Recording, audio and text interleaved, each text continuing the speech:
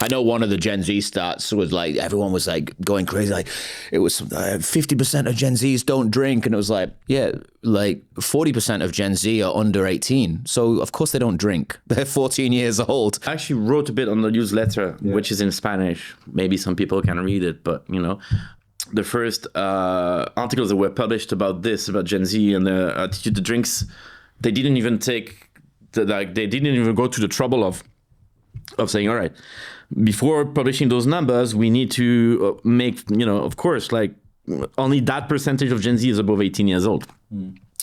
A lot of those numbers also come from the US, where it's 21. Well, the issue is not what they're drinking when they're 18. The issue is what they're drinking when they're 28, right?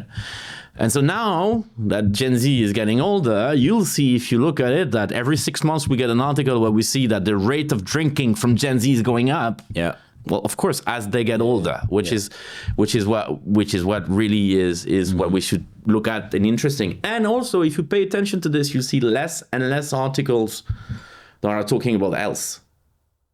Yeah. More and more are talking about like, the drop in consumption of alcohol, blah, blah, blah, is linked to inflation, politics, tariffs, and that's it. It's cost of living.